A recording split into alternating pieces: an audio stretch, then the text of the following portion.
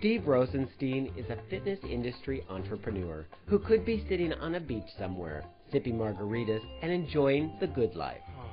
We came up with the concept that really it catered to that customer that didn't want to wear the tight-fitting, neon bike shorts. Ours were the cut-off old collegiate sweats. We built a whole brand around that, and it was eventually called it Fatigues.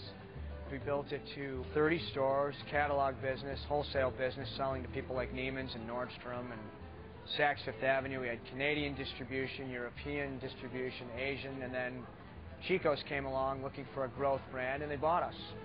But instead of grabbing that Chico's cash and hitting the beach, he dove headfirst into a new dream, purchasing a 1928 warehouse, historically called the Anchor Manufacturing Warehouse, and transforming it into a concept called the Deuce, named for the area between 2nd Avenue and 2nd Street in the shadow of downtown Phoenix.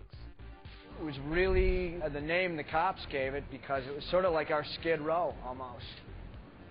So it had sort of that gritty past that we sort of like to pay homage to. Somebody had actually emailed me a photo of this building, and I thought it was a Chicago brick warehouse. It looked amazingly like the one I had bought back in 1995 and converted into Fatigues Distribution Center. Steve and his wife and business partner Andy decided they would be the ones to finally make Phoenix's historic warehouse district a destination. We're going to get the consumer here. Part of what I want to do is get more merchants down here now. The plan was to turn back the clock and restore the warehouse to its original stripped-down style.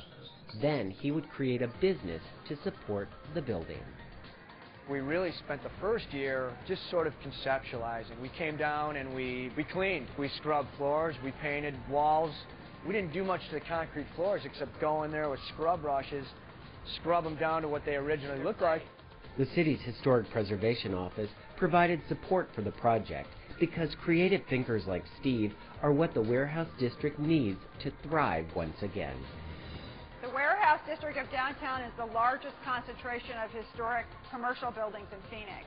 And so a lot of them are vacant or not fully utilized, so it's nice to see one that is being converted to a use that the public can access, that's a retail use, so you can really experience the building from the inside as well as the outside.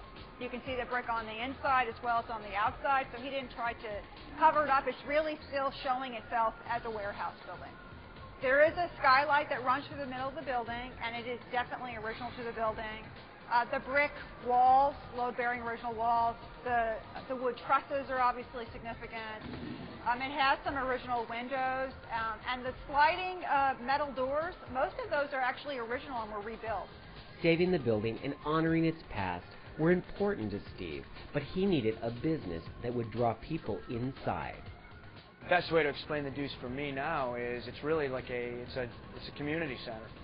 It's everything from food to entertainment to great music, sporting goods store, Army-Navy store, coffee, soda pop, bleachers, TV.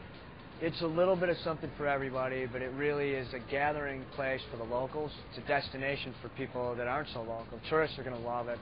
And this is where you can get the classic PF Flyers. PF Flyers with a magic wedge that helps you run your fastest and jump your highest. PF Flyers. And people are flying to the Deuce to feel the experience. Thursday, Friday, and Saturday night, when we've got live entertainment, we're jammed in this place. You can't get into the parking lot, which is really cool, and it just proves that if you build it, they'll come. And they are, enjoying the food and vintage organic cocktails. We were just on our break for work today, and we heard about it. We read a little something about it in Java magazine, so we decided to come out and check it out because it looked really cute. I've come for lunch and then wound up staying into the evening before, so when the guy comes to play the keyboard, he's just amazing. It's perfect. Awesome. Steve worked with the city's Planning and Development Services Department, which now includes historic preservation, to bring the project to life. I asked them that before they walked into the building to please look at it with an open mind, try to see it through my eyes.